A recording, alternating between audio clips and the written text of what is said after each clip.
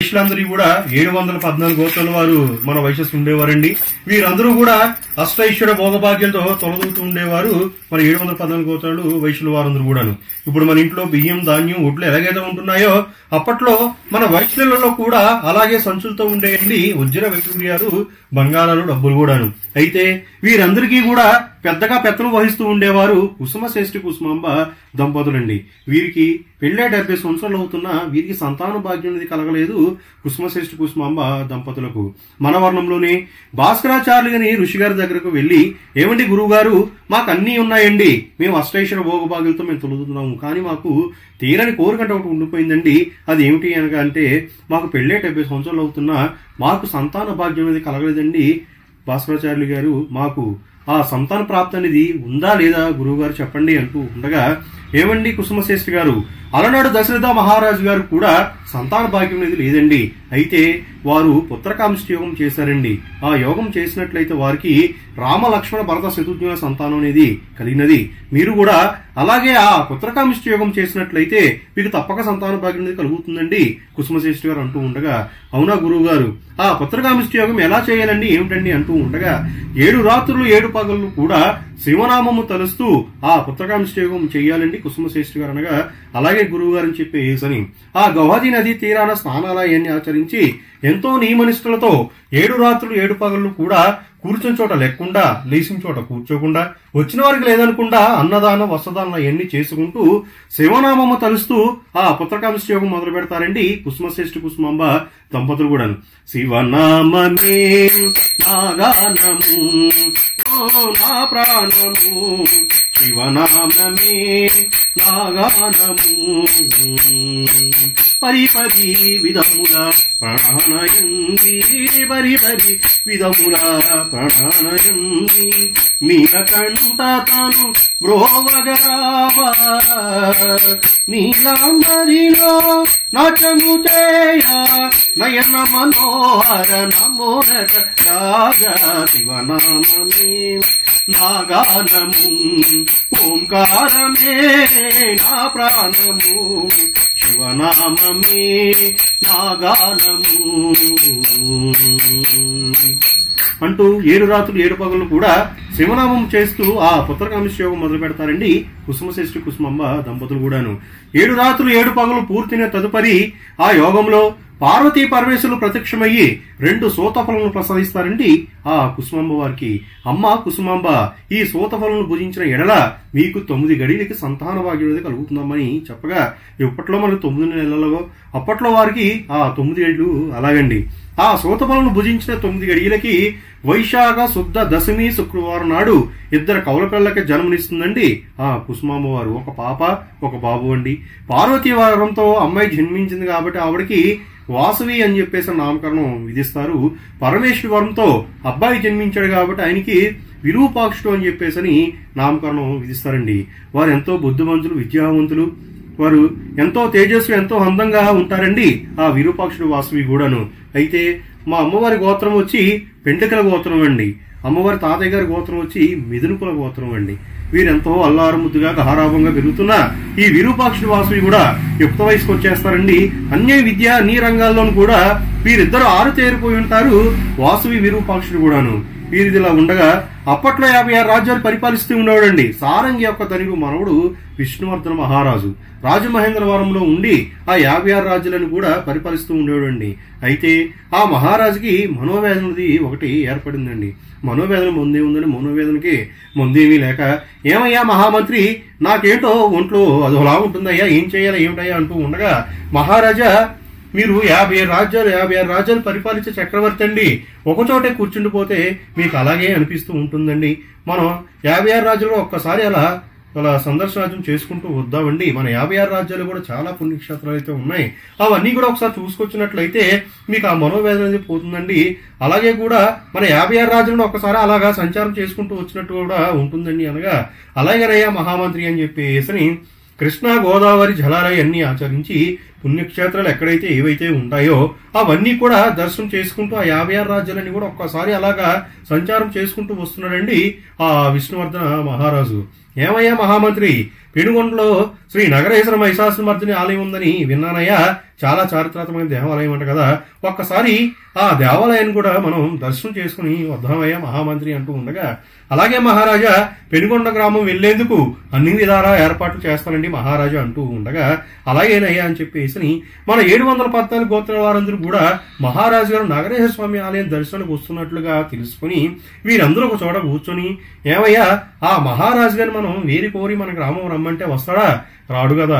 ఆ నగరేశ్వర స్వామి ఆలయం దర్శనార్థం వస్తున్నారు కాబట్టి మన వైశ్యులందరి తరపున ఆ మహారాజుని చాలా గొప్పగా సన్మానించుకోవాలయ్యా అని చెప్పేసి అందరూ కూడా నిర్ణయించుకొని, కొత్త పెళ్లి కొడుక్కి పెళ్లి కూతురికి దీపాలు ధూపాలు ఎలాగైతే చూపించుకుని ఆహ్వానించుకుంటూ ఉంటామో, మహారాజు గారిని కూడా మనం అలాగే దీపధూపాలతో ఆహ్వానించుకుంటూ ఉంటాము. కాబట్టి మనందరం కూడా దీపరూపంలో గుప్పుడు ముత్యాలు, ధూపరూపంలో గుప్పుడు పగడాలు చేకూర్చుకుని ఆ మహారాజు గారి మీదుగా విరజిమ్ముతూ గొప్పగా సన్మానం అనేది చేసుకోవాలయ్యా అని అందరూ మన వైశ్యులందరూ కూడా నిర్ణయించుకుని ఆ మహారాజు గారు పెనుగొండ గ్రామం వచ్చి ఆ గౌని నది తీరాన స్నానాలన్నీ ఆచరించి 3 సార్లు ప్రదక్షిణ చేసి శ్రీ నగరేశ్వర మహిషాసురమర్దిని ఆలయం దర్శనమైన తదుపరి మన వైశ్యులందరూ కూడా మహారాజు గారి దగ్గరికి వెళ్తారండి. వెళ్ళి, మహారాజా మా వైశ్యుల తరపున చిన్న ఆతిథ్యం స్వీకరించండి మహారాజా అని చెప్పేసి తీసుకువెళ్లి సింహాసనం మీద కూర్చోబెట్టి, చూడడానికి వస్తున్న వైశ్యులందరూ కూడాను దీపరూపంలో గుప్పుడు ముత్యాలు, ధూపరూపంలో గుప్పుడు పగడాలు ఆ మహారాజు గారి మీదకి విరజిమ్ముతూ ఉంటారండి మన వైశ్యులందరూ కూడా. అలా విరజిమ్ముతూ ఉండగా ఆయన కూర్చున్న సింహాసనం కూడా కనిపించదండి, పేకల కాడికి మునిగిపోయి ఉంటాడు ఆ ముత్యాలు పగడాలతో. ఏమయ్యా మహామంత్రి, నేను 56 రాజ్యాలన్నీ చూసుకుంటూ వస్తున్నాను గాని ఇంత గొప్పగా నాకు ఎవరు సన్మానం చేయలేదయ్యా. ఒకవేళ ఎవరన్నా చేశారే అనుకో, ఒక కుంచుడుతోటో ఒక మాండుతోటో చేసేవారు తప్ప ఇంత గొప్పగా నాకు ఎవరు సన్మానించలేదయ్యా. వైశ్యులు మరి నాకు చాలా బాగా గొప్పగా సన్మానం చేశారు. మనం కూడా తిరిగి వైశ్యులకు ఏదో చెయ్యాలయ్యా మహామంత్రి అంటూ మన వైశ్యులందరికీ కూడా ఎదురు తాంబూలాలు ఇవ్వడాన్ని నిర్ణయించుకొని మన వైశ్యులందరూ కూడా ఆ తాంబూలాలు అందిస్తూ ఉంటాడండి ఆ విష్ణువర్ధన మహారాజు. ఆ తాంబూలం అందుకోవడానికి కుసుమమ్మవారితో పాటు వాసవిమాత కూడా వెళతారండి. ఆ కుసుమమ్మవారి చెయ్యి జాపి తాంబూలం తీసుకునే సమయాన్న కుసుమమ్మవారి చెంగు చాటును చూస్తాడు వాసవిని ఆ విష్ణువర్ధన మహారాజు. ఆవిడంక చూడగానే ఒక తడుక్కుమని ఒక మెరుపు వలి మెరిసి ఆవిడ అందానికి ముగ్ధుడైపోయి ఆవిడ వివాహం అనేది ఒక కోరిక కలిగి ఈయనకున్న మనోవేదన దిగిపోయి, ఏమయ్యా మహామంత్రి, ఆ అందాల రాశి ఎవరయ్యా? అంత అందంగా ఉంది. దేవకన్యన, లక్ష్మీదేవ, పార్వతీదేవ, అంత అందంగా ఉంది, ఎవరు ఏమిటయ్యా? ఆవిడంక చూస్తుంటే నాకున్న మనోవేదన దిగిపోయి ఆవిడ వివాహం కోరికనేది కలిగింది. ఆవిడంక చూడగానే నా పక్కన కూర్చొని రాణిగా వ్యవహరించే కళలన్నీ ఆవిడలో కొట్టొచ్చోటి కనిపిస్తున్నాయా మహామంత్రి? ఆ అమ్మాయి ఎవరో ఏమిటో తక్షణమే కనుక్కొని నా వివాహానికి ముహూర్తం పెట్టుకురావయ్యా మహామంత్రి అంటూ ఉండగా, ఈ తాంబూలాలు అందుకున్న మన వైశ్యుల ఆడవారందరూ కూడా ఈ మహారాజు గారు అంటున్న మాటలన్నీ విని, మహారాజా ఆవిడ దేవకన్య కాదు, లక్ష్మీదేవి కాదు, పార్వతీదేవి కాదండి, మా వైశ్యులమ్మాయేనండి, కుసుమశ్రేష్ఠి కుసుమమ్మ దంపతుల పుత్రిక వాసవి అండి అంటూ ఉండగా, మరి ఇంకేమయ్యా మహామంత్రి, ఆ కుసుమశెట్టి దగ్గరికి వెళ్లి నా వివాహానికి ముహూర్తం పెట్టి రావయ్యా మహామంత్రి అంటూ ఉండగా, అలాగే మహారాజా అని ఈ మహామంత్రి గారు బయలుదేరి ఆ కుసుమశ్రేష్ఠి గారి దగ్గరికి వెళ్లి, ఏమండి కుసుమశ్రేష్ఠి గారు, మీ వాసువిని మా మహారాజు గారు చూసి మోహించారంటండి, వివాహం ఆడాలనుకుంటున్నారు. మీరు పెళ్లికి ముహూర్తం పెట్టి పంపినట్లయితే మీ వాసుని వివాహం ఆడి మా రాజ్యానికి తీసుకెళ్తామని చెప్పిరమ్మన్నారండి మహారాజు గారు అంటూ ఉండగా, అదేమిటండి మంత్రి గారు, మీరు చూస్తే రాజులు, మేము చూస్తే వైశ్యును, మా వైశ్యులమ్మ తీసుకెళ్లి రాజులకి చేయటం అనేది ఎక్కడన్నా ఉందా అండి? ఇది కుల విరుద్ధం కాకపోతే అయినా ఆ మహారాజు గారు సరే ఎలా అడిగారండి అంటూ ఉండగా, మీకు మహారాజు గారి గురించి తెలియదే ఉందండి కుసుమశ్రేష్ఠి గారు, మరి మీరు పెళ్లికి ముహూర్తం పెట్టి పంపించండి అంటూ ఉండగా, అలాగేనండి మా 714 గోత్రాల వైశ్యుల వారిని కూడా చోట సభలా ఏర్పరచుకుని మేమంతా కూడా ఒక నిర్ణయానికి వచ్చి మరి ఆ మహారాజు గారికి పెళ్లికి ముహూర్తం పెట్టి పంపిస్తామని చెప్పండి మా మహామంత్రి గారు అంటూ ఉండగా, అలాగేనయ్యా కుసుమశ్రేష్ఠి గారు, మీ పెళ్లి కబురికే మేము వేచి చూస్తామని అక్కడి నుంచి వెళ్లిపోగా, ఈ కుసుమశ్రేష్ఠి గారు బాధపడుతూ 714 గోత్రాల వారందరూ కూడా ఒక చోట సభలా ఏర్పరుస్తారండి. వాళ్ళందరూ కూడా సభకాడ కూర్చొని ఏం చేద్దామండి అని అందరూ కూడా విచారించుకుంటూ ఉంటుంటే, చేసేదే ఉందండి, వాసుని ఇచ్చి పెళ్లి చేసేద్దాం. ఒకవేళ మనం ఇచ్చి చేసినా చేయకపోయినా మహారాజు గారు వచ్చి వాసుని తీసుకెళ్లి పెళ్లి చేసుకోవటం అయితే తథ్యమండి. ఒకవేళ మనం అడ్డు పడామే అనుకోండి, మన తలను నరికి కోట గుమ్మానికి ఏలాడేసినా సరే వాసుని తీసుకెళ్లి పెళ్లి అయితే చేసుకుంటాడు. అందుచేత మనం అడ్డుపడి ప్రాణాలు పోగొట్టుకుంటామో ఏమిటండి బాబోయ్, వద్దండి పెళ్లి చేసేద్దామని కొంతమంది అంటూ ఉంటున్నారండి. అలా ఎలా ఇచ్చి చేసేస్తామండి, వైశ్యులమ్మాయిని తీసుకెళ్లి రాజుకి ఇచ్చి పెళ్లి చేయడం అనేది అది ఇవాళతో పోతుందా ఏమిటండి? తరతరాలు నడిచే కొద్దీ రాజులకి వైశ్యులకి సంబంధాలు అనేవి ఇచ్చిపుచ్చుకునేవి జరుగుతూ ఉంటది. ఇంకెక్కడ ఉంటుందంటే మన వైశ్యరంగం పూర్తిగా నశించిపోతుంది కదండి అంటూ ఉండగా మరి ఇంకేం చేద్దామండి అని అనుకుంటూ ఉండగా ఏమండి కుసుమశ్రేష్ఠి గారు, మన వాసవి పుత్రకామిష్టి యోగంతో జన్మించింది కాబట్టి మన వాసుని తీసుకెళ్లి ఆ అగ్నిహోత్రుడికి సమర్పించేద్దాం. ఆవిడతో పాటు మన 714 గోత్రాల వారందరం కూడా అగ్ని ప్రవేశం అయినట్లయితే మన వైశ్యరంగాన్ని మనం బతికించుకున్నట్టు ఉంటుందండి అని పెద్దవారందరూ కూడా ఒక మాట మీద ఒక నిర్ణయానికి వచ్చేసి 714 గోత్రాల వారిని 714 అగ్నిగుండాలు తవ్వించేస్తారండి ఆ పెనుగొండ గ్రామమునందు. మరి ఆ మహారాజు గారికి ఏమని వర్తమానం పంపిస్తామండి అనుకుంటూ ఉండగా ఏమని చెప్తామండి, మన వాసువిని దేవరవారికి ఇస్తున్నామని చెబుతామండి.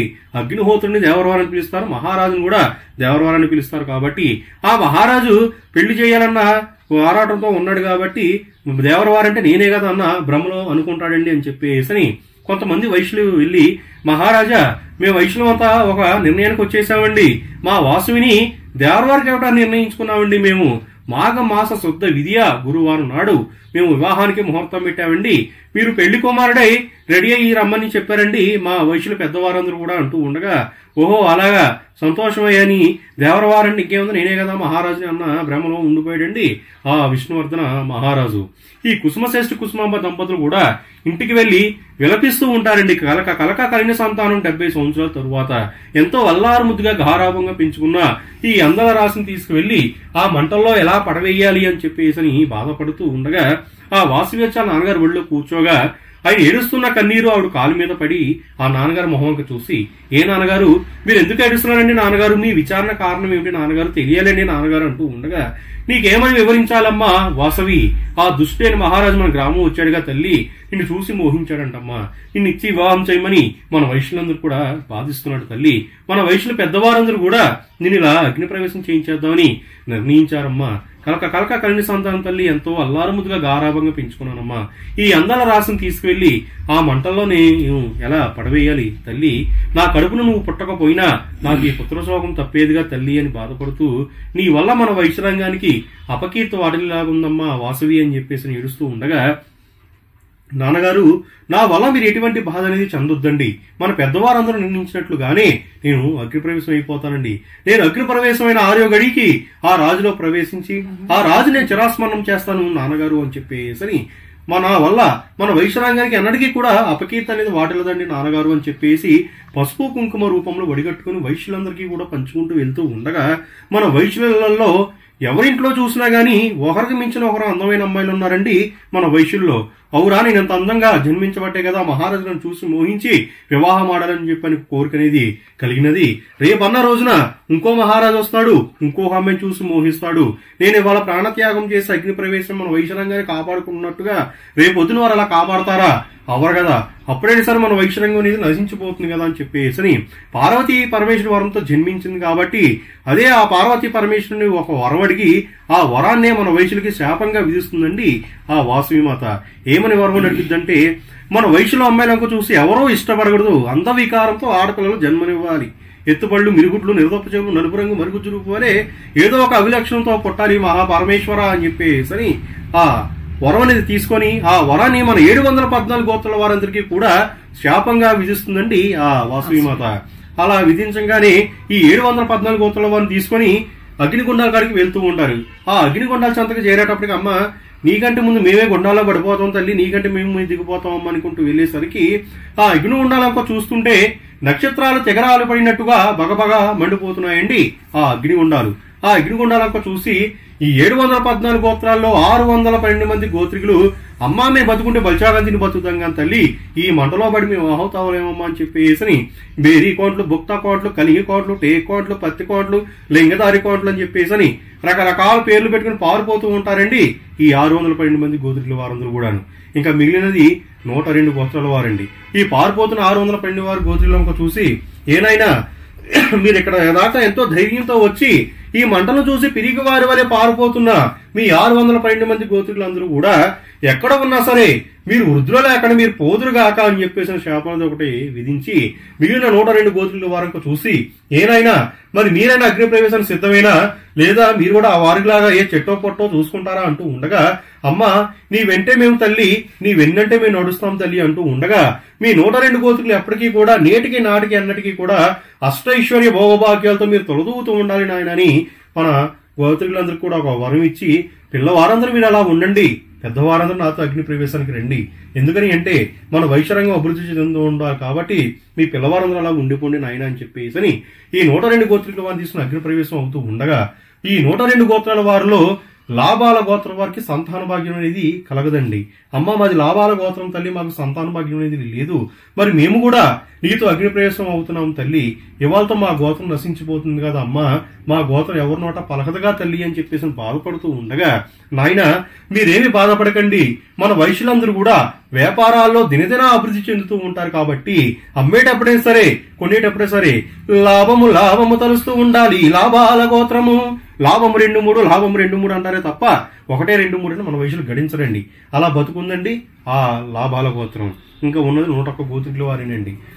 వారిని తీసుకుని అగ్ని ప్రవేశం అవుతూ ఉండగా ఈ ముంచిన పిల్లవారిలో కొంతమంది లేసి అమ్మ మరి మీరు చూస్తే మన పెద్దవారిని తీసుకుని అగ్ని ప్రవేశం అయిపోతున్నారు, మరి ఆ మహారాజు గారు చూస్తే పెళ్లి కుమారుడై తండోపతండాలు తీసుకుని వచ్చేస్తూ ఉంటాడు తల్లి, మరి మీరు అగ్ని ప్రవేశం అయిన తర్వాత ఆ మహారాజు వస్తాడు కదమ్మా, ఏమయ్యా మీ పెద్దవారందరూ ఎక్కడున్నారు ఏమిటి, నాకు వాసునిచ్చి వివాహం చేస్తున్నారు కదా, నా పిల్లారిపేటలు ఎక్కడ చేశారు ఏమిటయ్యా అని అడగ్గా మహారాజా మరి మా పెద్దవారందరూ కూడా వాసుకితేలా అగ్ని ప్రవేశం అయిపోరండి అని మేము చెప్తాము, మరి మీరెందుకు బతుకున్నారయ్యా, మీరు ఎవరిని ఉద్ధరించడానికి ఉన్నారా అని చెప్పేసి మమ్మల్ని కూడా తీసుకువెళ్లి ఆ గుండాల్లో పడవేస్తాడుగా తల్లి, అప్పుడైనా సరే మన వైశ్యరంగం నశించిపోతుంది కదమ్మా, ఇంకెక్కడ బతుకుంటుందమ్మా మన వైశ్యరంగం అంటూ ఉండగా మీరేమి కంగారు పడకండి నాయన, నేను రాయబారకర్తని ఎంచుతాను అని చెప్పి రాయబారకర్తల్ని వించి మీరు మైలార్లై మాయ మాటలు చెప్పాలి ఆ విష్ణువర్ధన మహారాజుకి, నేను అగ్ని ప్రవేశం ఆర్యగడికి ఆయనలో ప్రవేశించి నేను ఆయన చిరాస్మరణం చేస్తాను, ఈ 6 గడియలు కూడా ఆయన వివాహానికి రాకుండా పెనుగొండపట్నం మీరు అడ్డుపడాలని ఆయన అంటూ ఉండగా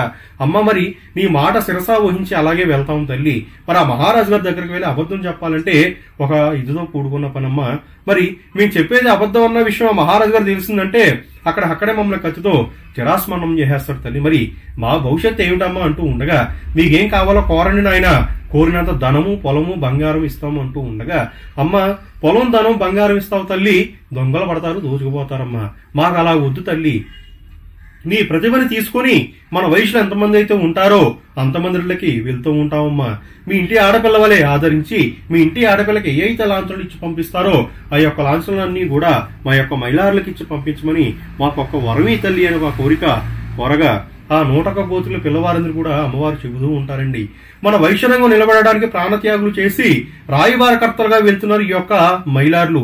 వీరు ప్రతి సంవత్సరం నా ప్రతిభను తీసుకుని మన వైశ్యులలాగే వస్తూ ఉంటారు. వీరు వచ్చినప్పుడల్లా మీ ఇంటి ఆడపిల్లవలే ఆదరించి మీ ఇంటి ఆడపిల్లకి ఏ అయితే లాంఛనాలు ఇచ్చి పంపిస్తారో ఆ యొక్క లాంఛనాన్ని కూడా ఈ యొక్క మైలార్లకు ఇచ్చి పంపించి వారు సంతోషపరిచి 365 రోజులు కూడా నన్ను వారు భుజాన్ని పెట్టి మోసే అదృష్టాన్ని వారికి నేను కల్పిస్తున్నాను అని చెప్పేసి మాకు ఒక వరం ఇచ్చి ఆ 102 గోత్రం తీసుకుని అమ్మవారు అగ్ని ప్రవేశం అవుతారండి. అలా అగ్ని ప్రవేశం అయిన తదుపరి మా రాయబారకర్తలు ఎదురు వెళ్తూ ఉంటారండి ఆ విష్ణువర్ధన మహారాజుకి. పెనుగొండ గ్రామం దగ్గర వడలి సిద్ధాంతం అనే గ్రామం దగ్గరికి వెళ్లేటప్పటికి పెళ్లి కుమారుడై తండోపదండాలని వేసుకుని వచ్చేస్తూ ఉంటున్నాడు ఆ విష్ణువర్ధన మహారాజు. మహారాజా మీరు ఇక్కడ ఒక 6 గడియలు విడిది ఏర్పరచుకోవాలండి, ఎందుకని అంటే మీరు వస్తున్నారు అని చెప్పేసి మా వైశ్యులంతా కూడాను పెద్ద పెద్ద చెరుకు పేనాలు అన్ని వేసి పిండి వంటలు వండుతున్నారండి మహారాజా, కాస్త ఆలస్యం అయ్యేలా ఉందండి మహారాజా అంటూ ఉండగా ఓహో ఒకప్పుడు నేను అడగకుండానే వైశ్యులకు ముత్యాలు పగడాలతో సన్మానించారు, అయితే నా వివాహాన్ని ఇంకా బాగా ఘనంగా చేస్తున్నారు కావచ్చు అని చెప్పేసి డేరాలు వేసుకుని కూర్చుని పోతాడండి వడలి సిద్ధాంతం నందు ఆ విష్ణువర్ధన మహారాజు. ఏమయ్యా రాయబారకర్త ఏరయ్యా మీ వారు ఇంకా రారేమిటయ్యా అంటూ ఉండగా మహారాజా మరి పెళ్లి కుమారుణ్ణి తాళమేళాలతో ఊరేగించుకుంటూ తీసుకెళ్లాలి కదండి, తాళమేళాలతో వస్తూ ఉంటారండి, దారిలో ఎక్కడైనా ఆగుండి ఉంటారేమో తప్ప రెండోది ఏమి కాదండి మహారాజు అంటూ ఉండగా ఓహో అవునా అది నిజమేలే అని చెప్పేసి ఏమయ్యా నువ్వేంటో అలా చెప్తున్నావు, ఆ పెనుగొండంతా ఏంటి అంతా అల్లా కొలంలా కనిపిస్తుంది ఏమిటయ్యా, ఆ పొగలేంటి, మంటలేంటి, కేకలేంటి, ఉరుకులేంటి, పరుగులేంటి, ఆ పరుగులు ఏమిటాయి అంటూ ఉండగా ఏమి లేదండి మహారాజా, ఎన్ని తలకెంత గార్లు బూర్లు ఏమో వండుతున్నారండి, ఏదన్నా పేన ఒలికి ఆ పక్కన వంటశాల ఏదైనా అంటుకుని ఉంటుందేమో తప్ప ఇంకోటి ఏమీ లేదయ్యా మహారాజా అంటూ ఉండగా, అవునా మరి వారు ఏమిటయ్యా ఏడుపులు ఏడుస్తూ పెడపప్పులు వేసుకుంటూ పారిపోతున్నారు అంటూ ఉండగా, ఏమి లేదండి మీరు వస్తున్నారని చెప్పేసి సుగంధ ద్రవ్యాలు తాంబూలాలు అవన్నీ ఏర్పరుస్తున్నారండి, ఆడపిల్లలు ఇచ్చుకునే వారంగా మహారాజా ఈయన లోటుపోట్లు వస్తే మా వైశ్యుల మీద మీరు ఎక్కడ ఆగ్రహిస్తారో అని చెప్పేసి కాస్త కంగారు పడి అటు ఇటుగా పరుగులెడుతున్నారే తప్ప రెండోది ఏమి కాదండి మహారాజా అంటూ ఉండగా, ఓహో అవునా అలాగే అని చెప్పేసి ఆయన అడుగుతున్న దానికల్లా ఎక్కడా దొరకకుండా సమాధానం చెప్పుకుంటూ రాగా అగ్ని ప్రవేశం ఆరోగ్యడికి అమ్మవారు ఆయనలో ప్రవేశించి ఒళ్ళంతా మంటలు శిరసో పోటొస్తూ ఉంటూ, మహామంత్రి నాకేమిటో ఉన్నట్టుండి ఒళ్ళంతా మంటలు వచ్చేస్తుందయ్యా, నేను స్నానం చేస్తాను కానీ ఆ స్నానాన్ని నీళ్లు ఏర్పాటు చేయవయ్యా మహామంత్రి అనగా, ఆ స్నానం నీళ్లు ఏర్పాటు చేస్తే ఆయన కంటికి ఆ నీళ్లన్నీ కూడా రక్తం రూపు వలె కనిపిస్తాయండి. ఆ నీళ్లన్నీ కూడాను నేను స్నానం చేయలేగానయ్యా నాకు ఆకలేస్తుంది, భోజనం వడ్డించాయ్యా మహామంత్రి అనగా, ఆ భోజనం వడ్డిస్తే ఆయన కంటికి పంచపక్ష పరమాలతో భోజనం వడ్డించిన ఆయన కంటికి ఆ పదార్థాలన్నీ కూడా పురుగులు కప్పలు బలుల రూపాలు కనిపిస్తూ ఉంటాయండి.